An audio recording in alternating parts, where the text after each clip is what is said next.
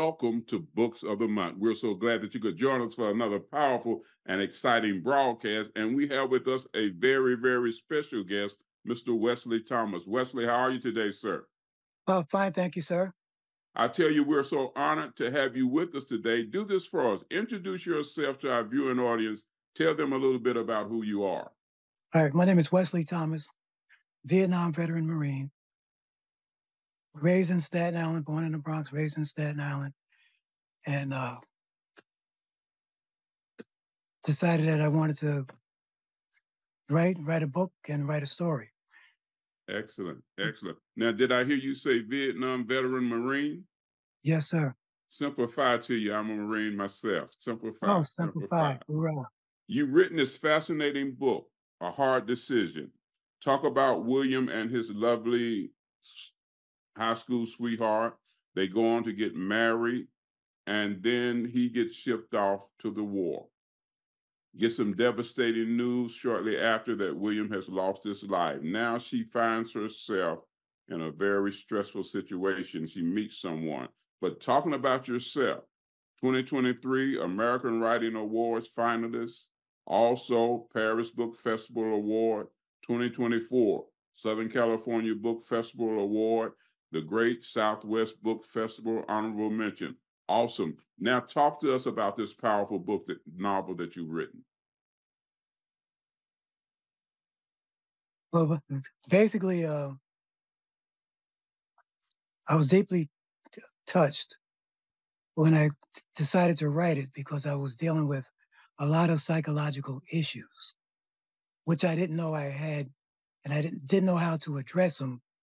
So by me starting to write and creating all the characters within the book, it became therapy for me, but I didn't know that it was therapy for me because I didn't know that I was dealing with or suffering from what they call PTSD, post traumatic stress disorder, based on traumatic events that I experienced when I was overseas in Vietnam during my two tours with the death and destruction and uh, conflict.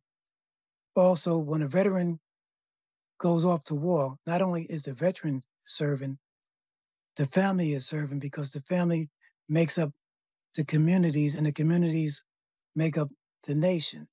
Yes. So the book, while you're there serving, you're dealing with PTSD.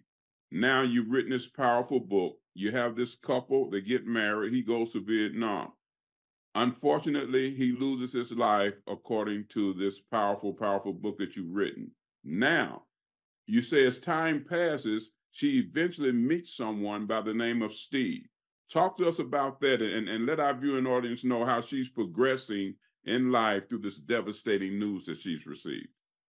Well, she had a close girlfriend that they were very close, and the girlfriend, sort of like her name is Marguerite, kept kept Zera going, and with with the traumatic event that she was experiencing with the loss of her husband, giving her advice and guiding her to let her know that you know things will be better. So um, Marguerite had introduced Zera to a friend that she knew. His name is Steve, and he was from Hampton, Virginia. Yes. And he came up to New York, and they eventually got introduced, and then they dated. Then they eventually got married. And during that time that they were married, Zero gets a surprise phone call from a voice that seemed familiar, but it was basically her late husband who's supposed to have been dead, Yeah. deceased. And he came back out of desperation because he wanted to reclaim his wife Now, and, and to that's a see that. powerful. Talk to me now, Wesley. Here you are. Now, this is a fascinating story. As I'm researching and reading this, I'm drawn into this. Talk to me about this. What was the moment, the memory, and the message that led you to write this book? I heard you say, based upon some events that you had in Vietnam, you're dealing with PTSD, and this was really a therapy for you.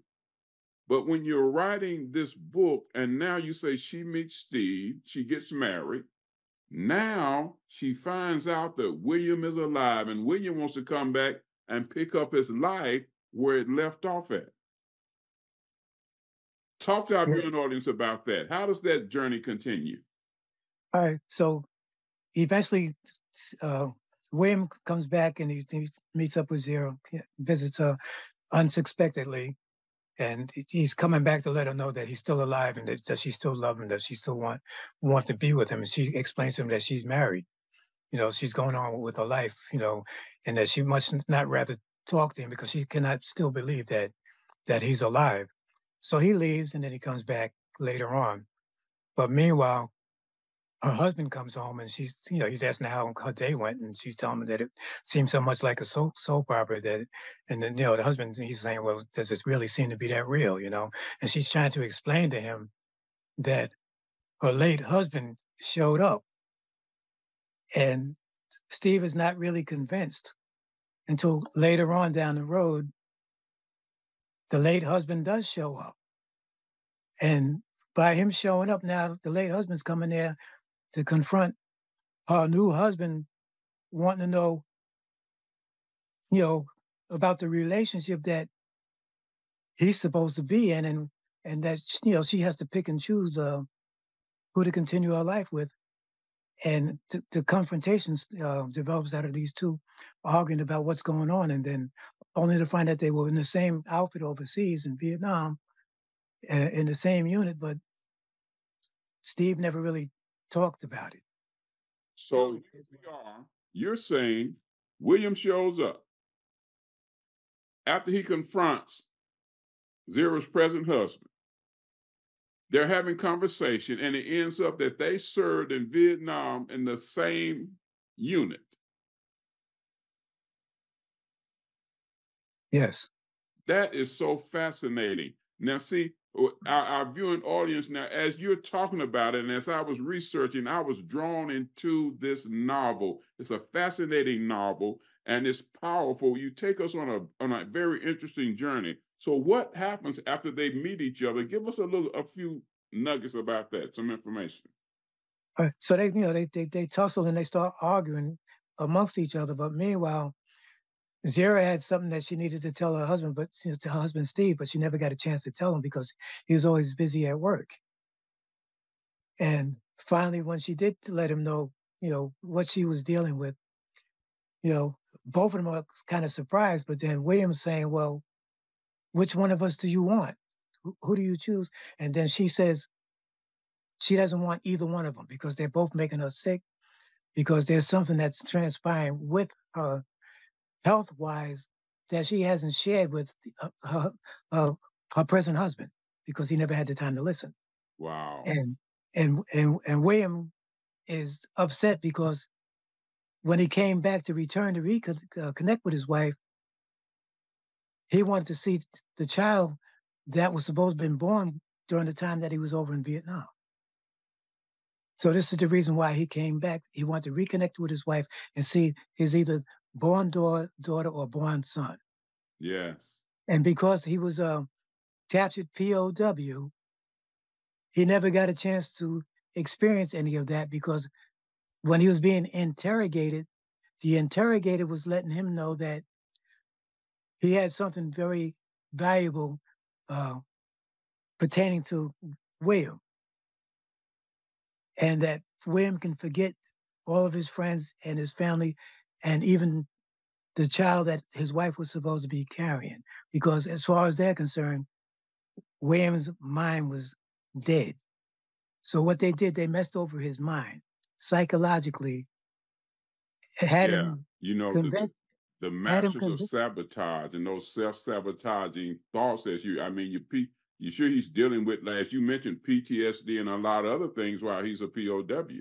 You mentioned something here I find fascinating. You say that the book explores themes of love, war, loss, family, friendship, and death, Yeah. encapsulating the complexities of daily lives. You also mentioned something that I thought was just so powerful. It serves as a tribute to the resilience and strength of the human spirit. That's very, very powerful. Talk to us about that in the few minutes we have left. All right. Based on the human spirit, these are things that veterans go through. When the veteran suffers, the family suffers. And that now, like I said before, not only does the family suffer, the community suffers because we all make up part of the nation. And these are some of the issues that I was there. When I was writing this book, I had a lot of animosity, uh, what do you call it? Anxiety, depression. I had a lot of stuff build up inside me that it took its toll on me. This is even before I even got any psychological help. I usually tell my testimony. Is it all right if I share that with you? Yes, we have about 2 minutes left. All right, because based on what I know today, as far as those that came after that is serving today, they talk a lot about suicide, don't they, in Yes, society? Whether it be civilian or military, but there's a lot of suicidal tendencies and attempts with veterans today. I thank God that I am here today to be a spokesperson and a vessel because September 29th, 1988, I attempted suicide. I stabbed myself in the abdominal section, just waiting to die because I was giving up on life because I had so much stuff yes, that took its toll on me. And I joined the military 21 July 1965. Did 2 tours of Vietnam from 1966 to 1968. Discharged in 1969. Did reserve from 75 to 77. 1988, attempted suicide. Didn't get any help from the VA until 2000 because I didn't know I needed any. yes.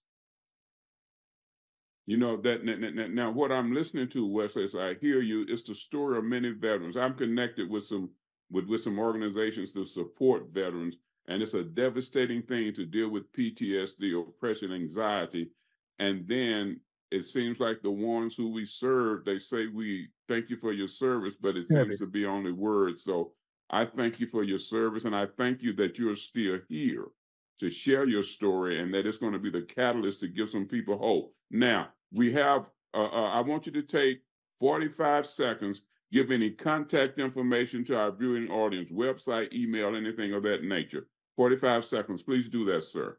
Okay, my website is lowercase www.wesleythomasbooks.com. That's www.wesleythomasbooks.com. That is the website.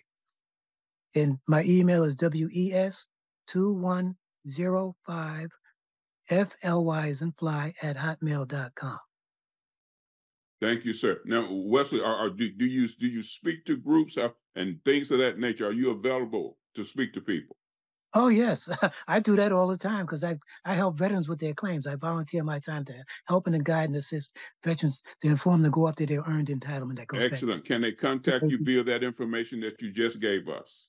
Yes, they can, All right. So I want to especially my encourage email. those who are viewing, reach out to Wesley and contact him with the valuable information that he's just given us so that he can help you as you navigate this journey. You're not alone. Wesley, I want to personally thank you for your service. Thank you for writing this powerful book, and thank you for sharing your story with us. Thank you very much.